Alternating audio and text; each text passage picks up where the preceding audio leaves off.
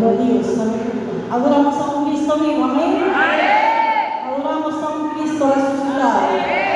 Bendito sea el Señor. Doy gracias al Todopoderoso por permitirme este privilegio hermoso de compartir su palabra en esta noche con todos. Nos ponemos de pie. Abrimos la palabra del Señor en Isaías capítulo 5. La sangre de Cristo tiene poder. Isaías capítulo 5, gloria a Dios. Gloria a Cristo. Cuando estemos listos nos ponemos de acuerdo con un amén. Amén, gloria a Dios. Aleluya. Gloria a Dios, aleluya. Santo es el Dios. Gloria a Cristo, aleluya. Amén. Amén. Leemos la palabra del Señor honrando a Dios Padre, Hijo y Espíritu Santo. Parábola de la viña. Ahora cantaré por mi amado el cantar de mi amado a su viña. Tenía mi amado una viña en una ladera fértil. La había cercado y despedregado y plantado de vides escogidas. Había edificado en medio de ella una torre y hecho también en ella un lagar. Y esperaba que diese uvas y dio uvas silvestres. Ahora pues, vecinos de Jerusalén y varones de Judá, juzgad ahora entre mí y mi viña. ¿Qué más se podía hacer a mi viña que yo no haya hecho en ella? ¿Cómo esperando yo que diese uvas ha dado uvas silvestres? Os mostraré pues ahora lo que haré yo a mi viña. Le quitaré su vallado y será consumida. Aportillaré su cerca y será hollada. Haré que quede desierta, no será podada ni cavada. Y crecerán el cardo y los espinos, y aún a las nubes mandaré que no derramen lluvia sobre ella. Ciertamente, la viña de Jehová de los ejércitos es la casa de Israel, y los hombres de Judá, planta deliciosa suya. Esperaba juicio, y he aquí vileza, justicia, y he aquí clamor. Gloria sea al Señor. Bendita su palabra. Incline su rostro, vamos a orar. Amado Dios y Padre que estás en los cielos, gracias por tu palabra, que es espíritu, que es vida, Padre eterno. Gracias por el pan celestial que será impartido en esta noche, poderoso Rey. Gracias por tu presencia, gracias por tu Espíritu Santo, gracias por tu palabra, Señor, que te hablará a tu pueblo y que nos dará el conocimiento de tu voluntad, Padre. Ministra a través de ella, Señor. Yo cedo este lugar a tu dulce presencia, Señor. Tómalo porque a ti te pertenece, Padre. Porque solo tú eres digno de toda honra, alabanza y exaltación en el nombre de Jesús. Amén y amén. Gloria a Dios. ¿Quién vive? Cristo. Y a su nombre. Gloria a Dios. El tema en esta noche de la enseñanza se titula El amado y su viña. Gloria a Dios. Cuando comenzamos a leer la palabra de Dios, nos damos cuenta que existe un lenguaje parabólico y nuestro amado Jesús usa este lenguaje para transmitirnos mensajes espirituales, con ejemplos terrenales, que es lo que es una parábola. Una parábola es un lenguaje espiritual usando lenguaje terrenal para que nosotros podamos interpretar, ¿verdad?, lo que nuestro Señor quiere decir con un lenguaje, con cosas que nosotros conocemos. A un ciego de nacimiento, por ejemplo, si nos dijera que le expliquemos cómo son las nubes, no le podemos decir las nubes son como un algodón, porque él no va a entender, porque él jamás ha visto el algodón, aunque usemos esa palabra, ¿verdad? No va a entender tampoco jamás. Cuando Cristo bajó aquí al mundo, comenzó a hablar él, y sus discursos en su tercera parte fueron en parábolas. Comienza él en su mayoría con el sembrador, con el trigo y la cizaña, la parábola del gran precio, el buen samaritano, etcétera, etcétera. El hijo pródigo, la oveja perdida y muchas más, ¿verdad?, que él dijo. Usó parábolas para que la gente se endureciera más. Pero hermana Daniela, ¿cómo para que la gente se endureciera más? ¿Cómo que Jesucristo deliberadamente habló parábolas para que la gente se endureciera más? Pues nuestro amado Jesucristo, en capítulo 13 de Mateo, ahí lo dijo él claramente. Mateo, capítulo 13, versículo 10, para los que les gusta escudriñar la palabra. Acercándose a sus discípulos le dijeron, ¿por qué hablas en parábolas? Jesús responde en el versículo 12, porque a cualquiera que tiene se le dará pero el que no tiene, aún lo que tiene le será quitado. Y dice el versículo 13, por eso les hablo por parábolas, porque viendo no ven y oyendo no oyen ni entienden. Dice el versículo 16, pero bienaventurados vuestros ojos, porque ven, y vuestros oídos, porque oyen. Nuestro amado Jesucristo quiso decir que cuando Él vino aquí, a esta tierra, a este mundo, la gente estaba totalmente endurecida del corazón, principalmente los líderes religiosos. Comenzaba Cristo a contar las parábolas y la gente, yo me imagino que decía qué historia más bonita, qué cuento más lindo, pero en sí, detrás de cada parábola se encontraban verdades profundas que solo aquellos que tienen la iluminación o la presencia del Espíritu Santo en su vida pueden entender. Bendito sea el Señor. Aquí en la palabra, debajo de cada escrito de la palabra de nuestro Dios, están escondidos secretos, están escondidos simbolismos que solo le he revelado a aquellos a quienes quieren vivir cerca de Él y que quieren pagar el precio, amada iglesia. Aún muchos cristianos siguen leyendo la Biblia y bien que portan el Espíritu Santo y la siguen leyendo y no entienden para nada, vienen a... ¿Y qué pasa? ¿Qué impide que nosotros podamos entender la palabra muchas veces? ¿Qué nos impone un velo frente a nosotros para no poder entender la palabra? Jesucristo nos lo dijo en Mateo 5:8, bienaventurados los limpios de corazón, porque ellos verán a Dios.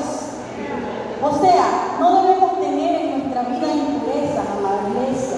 En cuanto tengamos impurezas, inmoralidades, cae inmediatamente en nosotros un velo ante nuestros ojos y ahí entonces no podemos entender para nada la palabra de Dios. Necesitamos transparencia espiritual para entender y discernir los misterios ocultos que tiene la palabra de Dios. Ya entrando al estudio de la parábola de la viña del Señor, que se le narra al pueblo de Israel, en Isaías 5 que leímos, en primer lugar vamos a poner una base ahí. La base es la culpa, amada iglesia.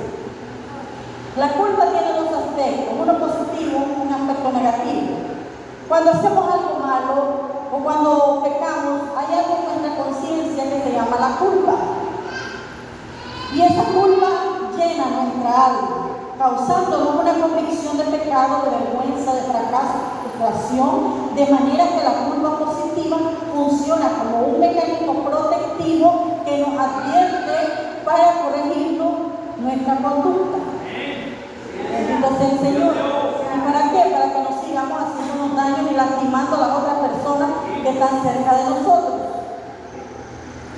Entonces, por causa de esta culpa o conciencia positiva, sabemos muy bien que nos hemos deslizado, que nos hemos hecho mal, que hemos sido irresponsables, que hemos ofendido a Dios. Y a menos que nosotros cambiemos nuestra actitud, nuestra conducta irresponsable, corremos entonces el riesgo de autodestruirnos, de lastimarnos y lastimar a las personas que están a nuestro alrededor, como les decía. Nadie peca para sí mismo, madre iglesia. ¿Por qué? Porque siempre que yo peco, yo lastimo a las personas que están más cerca de mí. Para poder entender esta parábola es esencial primero corregir nuestros errores para poder vivir una vida donde continuamente nos equivocamos porque no somos santos, santos solamente Él. Pero debemos vivir diciendo, Padre, perdóname y tu sangre preciosa me limpie de todo pecado. Bendito sea el Señor.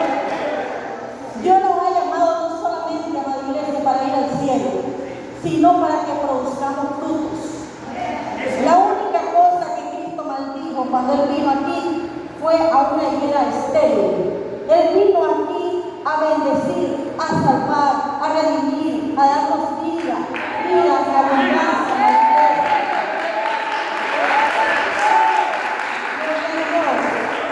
En esta parábola de la viña que estamos leyendo, en Isaías 5, vemos el corazón de Dios en el fruto.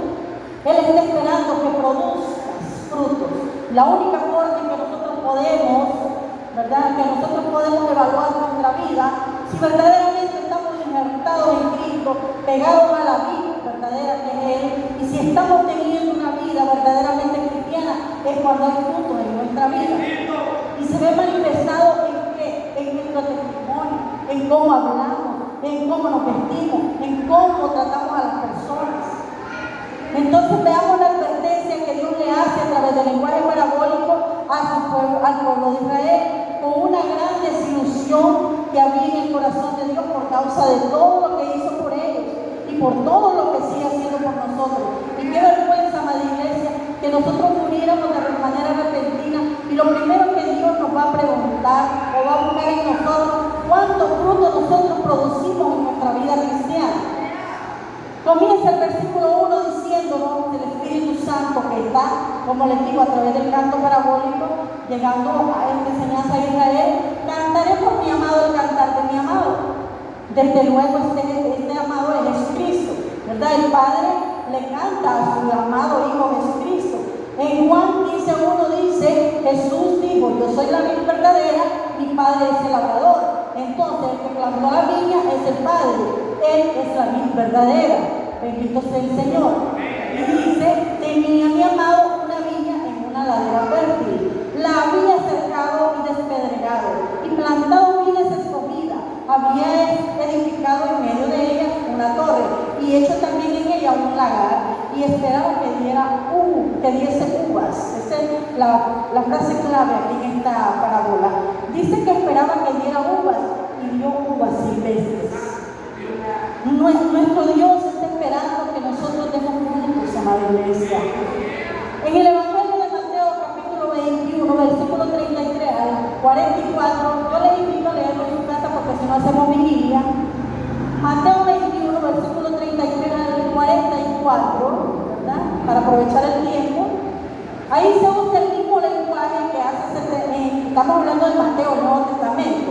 750 años atrás, Isaías usa este mismo lenguaje para transmitir un mensaje escondido a la nación de Israel. Hay un tiempo en nuestra vida en la que nosotros debemos dar fruto. Si en ese tiempo no estamos dando fruto, no pensemos que vamos a dar fruto cuando a nosotros nos dé la regalada gana, no. Hay un tiempo para dar fruto y es entre la siembra y la cosecha. Israel sigue sin dar fruto, amada iglesia. Y este ejemplo nos es dado para que nosotros no cometamos el mismo error de no producir frutos. Ahora regresamos a Isaías 5. En primer lugar dice que Dios cercó su viña, la despedregó y plantó vides escogidas. Dios le da a Israel, a la iglesia, la tierra más maravillosa de leche y miel, la tierra de Canaán. Un símbolo de la promesa de Dios y un símbolo de la promesa que Él tiene también para nosotros. Después escogió, dice, una ladera fértil para ahí sembrar la viña, para que ahí produjera frutos. Dios ha escogido para todos nosotros el medio ambiente perfecto para que nosotros demos frutos. Digamos con mucho cuidado esto, amada iglesia. Yo no puedo dar frutos en medio de una fiesta mundana. Yo no puedo dar fruto en medio de una fiesta con música de perreo, muévelo, no puedo. Yo no puedo dar fruto en medio de viendo pornografía. Yo no puedo dar fruto fornicando. Yo no puedo dar fruto rodeada de amigos mal hablados. ¿Por qué? Porque las malas conversaciones corrompen las buenas costumbres. El único medio ambiente que Dios ha diseñado para nosotros, para que demos frutos, es mediante la santidad. Es imposible dar frutos sin ser santos. Bendito sea el Señor. La santidad, amada iglesia, es la belleza del carácter de Dios manifestado en nuestra vida diaria. Vivir una vida santa es vivir cada vez más alejados del mal. ¿Qué significa la palabra santo, santificación? Eso significa que inmediatamente que yo recibo a Jesucristo, en ese momento pasamos a ser parte del ejército de los santos del Señor. Santo en griego significa agios, significa la santificación. Es la raíz que es de esto, que significa ser aparte. Y cuando hablamos que debemos ser santos, no estoy diciendo que debemos ser buenos ni que no nos equivoquemos. Cuando la palabra dice que debemos ser santos, es porque hemos sido separados para su servicio. Nos ha arrancado el Señor del poder del enemigo de Satanás. Lo reprendemos en el nombre de Jesús. Él era quien nos gobernaba. Él nos trasladó, nos apartó, ¿verdad? Con el propósito de servirle a Él. La santificación es el alejamiento experimental diario del pecado, porque sin santidad nadie verá al Señor. ¿verdad? Entonces, es en el medio ambiente de la luz de Cristo, en el medio ambiente de la pureza y la limpieza, donde nosotros vamos a crecer. En cuanto nosotros nos salimos de los terrenos de Dios, pisamos los terrenos del mundo. Y ahí en los terrenos del mundo, ¿qué hay? Hay suciedad, mugre, destiempo, depravación, frustración, amargura. Porque hay cristianos que se han salido de los terrenos de Dios, amados iglesia. Se encuentran ahí todos marchitándose, todos amargados, apagados, tristes, deprimidos. Porque es imposible que podamos dar fruto y crecer en aquellos terrenos del mundo. Tenemos que regresar otra vez a los terrenos, arrepentirnos, nada más a través del arrepentimiento genuino, profundo y sincero, regresando a los terrenos de Dios. Ahí es que Él te dice entonces, con los brazos abiertos: hijo mío, hija mía, te he estado esperando, como el Padre esperó a su Hijo pródigo. Bendito sea el Señor.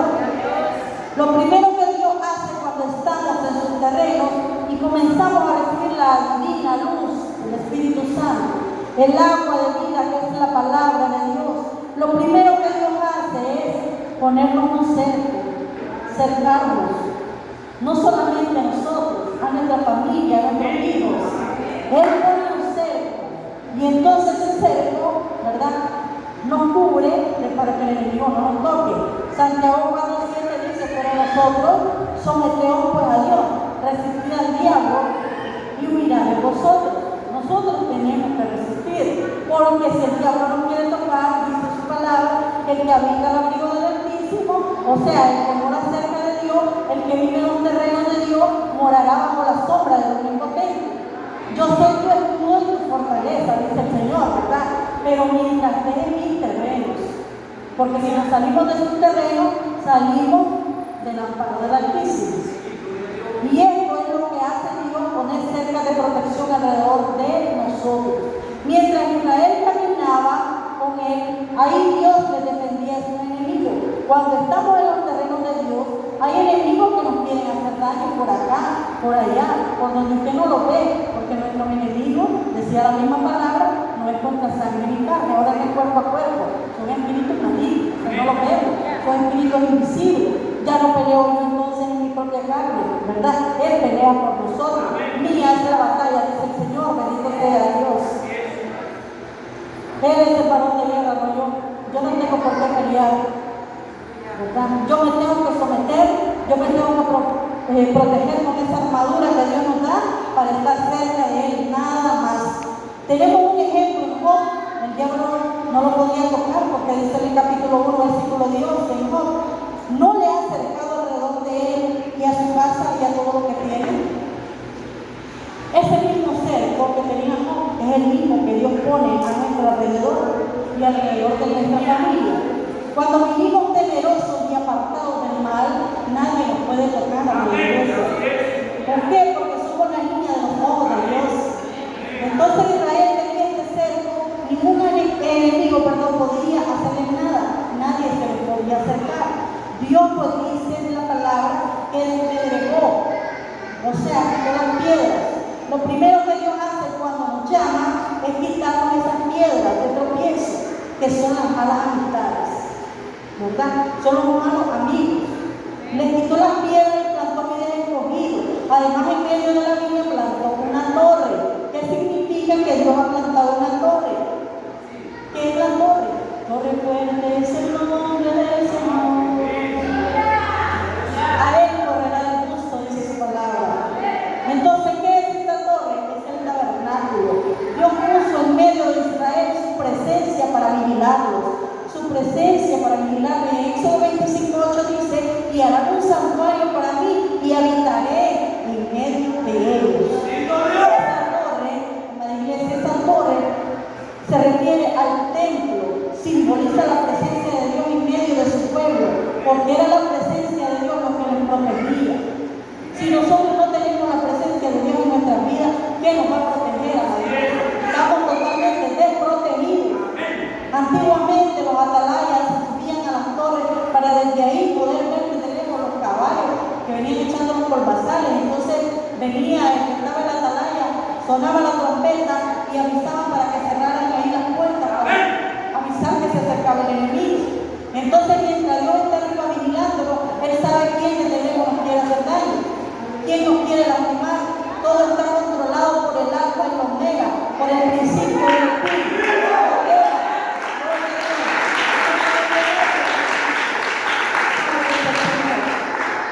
No temas ni del mal, yo soy tu Dios, me dice el Señor en su palabra. Dice también que puso en la viña un lagar.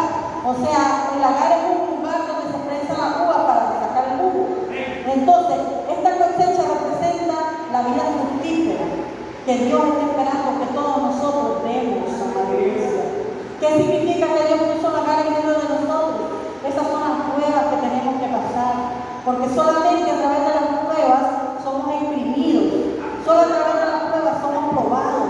¿Por qué, amada iglesia? Porque cuando venimos a Cristo, cuando venimos aquí a la iglesia, venimos como globos así inflados, todos creídos, soberbios, altivos, así, como globos, como guajolotes, así le llaman allá en México, como los chompicones, así, llenos de orgullo, inflados, soberbios. Yo soy esto, yo soy lo otro, yo tengo un título, yo tengo el otro, y venimos inflados de todo lo que aprendimos allá en el mundo, ¿verdad? Pero cuando venimos a Cristo, lo primero que Él hace, comienza a hacernos oídos. Cada oído es una prueba, las pruebas duelen, amada iglesia, duelen muchísimo, porque Él nos disciplina muchas veces con dolor, yo siempre lo he dicho, y le doy gracias a Él que me disciplinó con dolor, y que estoy sirviéndole con todo el amor del mundo. Entonces viene Él y comienza a hacernos oídos, a ejercer presión, a desinflarnos, a sacar todo aquello que teníamos, que el mundo nos metió en la mente y en el corazón. Ya cuando nosotros estamos desinflados, ahí Dios comienza a llenarnos de su Espíritu Santo, bendito sea el Señor. El Evangelio de San Juan 15:1, lo repito, dice: yo soy la vid verdadera y mi Padre es el labrador. Vea usted, ahora estamos en una viña nueva, tenemos muchas más grandes ventajas que el pueblo de Israel.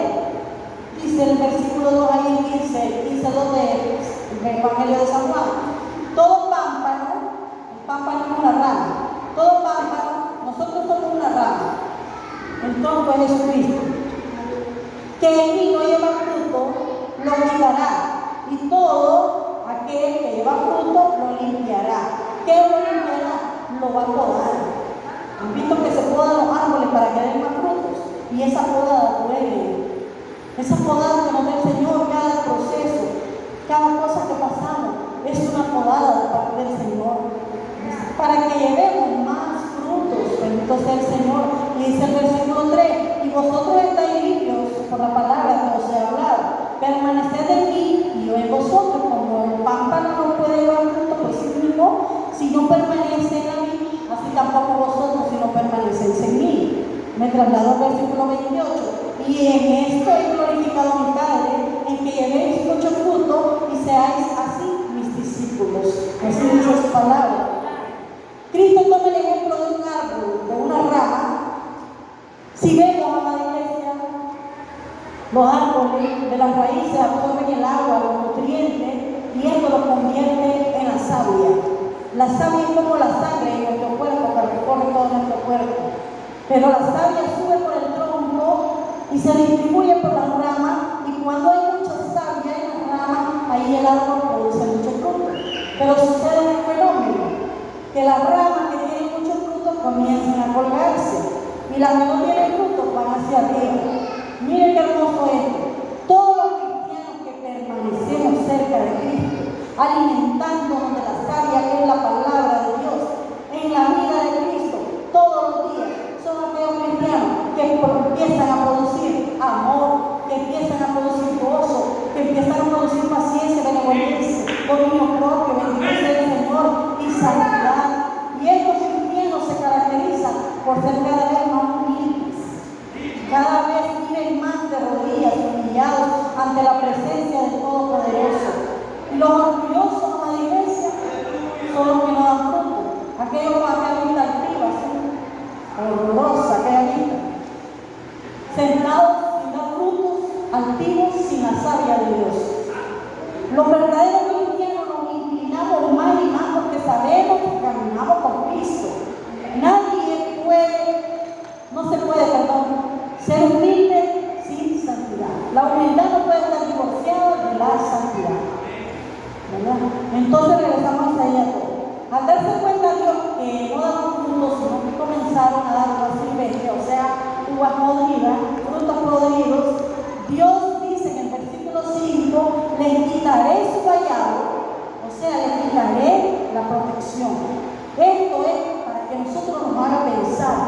que nos haga temblar a la iglesia.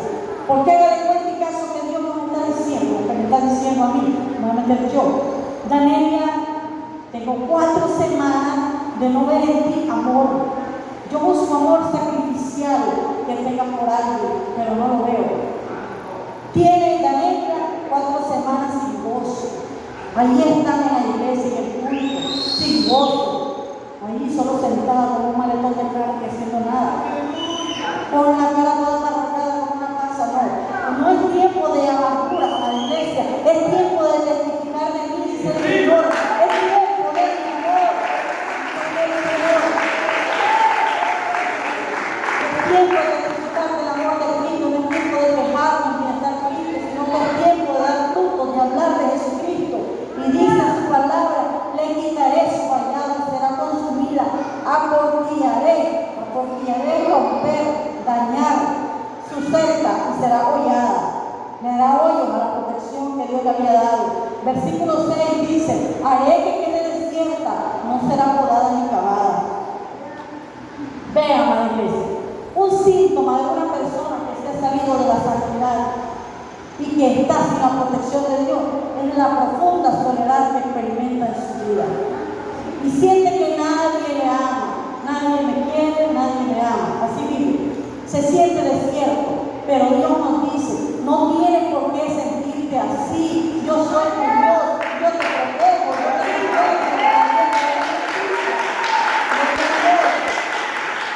Dios no quiere que nos sintamos solos a la iglesia, porque Él nos dijo, yo estaré con ustedes hasta el fin del mundo. Mi mano te sostendrá, yo soy tu escudo, tu galardón, esfuérzate y sé valiente, no tengas miedo, yo estoy contigo, no te dejaré, no te desampararé. Bendita sea su palabra. La sangre de Cristo. Sigue diciendo su palabra, crecerá el cardo de los espinos y aún a las nubes mandaré que no derramen lluvia sobre ellas. Eso es cuando una persona no vive ni en la santidad ni en los terrenos de Dios. Así como la lluvia cae y hace germinar la tierra, así es la palabra de Dios, que no vuelve vacía. Pero un cristiano que se sale de los terrenos de Dios, viene a la palabra, viene a la Biblia y queda igual sin entender. Su corazón se endureció. La palabra es espíritu, la palabra es vida, y esa palabra humedece nuestro corazón. Comenzamos a entender y a cambiar para dar frutos. Finalmente dice el versículo 7, ciertamente la viña de Jehová es la casa de Israel, y los hombres de Judá planta deliciosa suya. Esperaba juicio, y aquí vileza, justicia, y aquí clamor. Dios busca en nuestra vida que nosotros demos frutos, y frutos en abundancia. Romanos 6:22 dice su palabra, mas ahora que habéis sido libertados del pecado y hechos siervos de Dios, tenéis por vuestro fruto la santificación y como fin la vida eterna. El fruto del cristiano es la santidad. Cuando vivimos en santidad en los terrenos de Dios, es lógico, amada iglesia, que estemos en el medio ambiente de Dios. Y Dios es amor. Aquella persona que diga yo no amo, no ha conocido a Dios, porque Dios es amor. Entonces, ese amor de Dios va a inundar nuestro corazón por esas almas que están perdidas todavía allá. Si Dios es luz, mi vida va a estar iluminada, mi ojo va a ser bueno, porque la lámpara del cuerpo son los ojos. Si vivo en los terrenos de Dios, Dios es paz, tendremos paz en nuestro corazón, en mi hogar, en mi conciencia. Esa paz que sobrepasa todo entendimiento y solo Él nos da. Dios busca en nuestra vida amor, gozo, paz, santidad. Cuidémonos de no perder la protección de Dios a la iglesia. Horrenda cosa, dice su palabra, es caer en manos del Dios vivo. Hebreos 10:31. Dios advierte, como lo hizo con Israel, y que Israel no lo escuchó, que no caigamos, que ni perdamos la protección de Dios. Es necesario que con diligencia entendamos las cosas que hemos oído, no sea que nos deslicemos. Dios nos creó para buenas obras. El cristiano debe dar buenos frutos con buenas obras, para que los hombres vean el poder de Dios. ¿Cómo podemos nosotros dar frutos a la iglesia? Permaneciendo en Cristo, solamente permaneciendo en Él. Cristo dice, si ustedes permanecen en mí y en llevará mucho fruto. Y el fruto que no permanece no es el fruto del Espíritu Santo. Gracias a Dios por esta palabra, bendito sea el Señor. Recordemos que si no damos frutos, no podemos llamarnos hijos de Dios. Despidámonos con una oración. Póngase en pie, madre iglesia. Bendita sea tu palabra. Gracias, Señor amado, por tu palabra. Te bendecimos porque eres bueno. Para siempre ha sido tu misericordia, poderoso Rey. Diario la vemos manifestada, Señor, en nuestra vida. Gracias por enseñarnos en esta parábola, Señor, que debemos siempre permanecer en tu viñedo, poderoso Rey. Gracias, Señor, porque nos enseñan que debemos dar frutos y permanecer en ti y así vivir una vida de tu mano, imitándote mediante la santidad. Sabemos, Padre, que separados de ti, nada podemos hacer. Queremos vivir para ti, amado Salvador, porque solo en tu presencia hay plenitud de gozo, Señor. Te damos gracias, Padre, gracias, Hijo, gracias, Espíritu Santo de Dios. Amén y amén. La santidad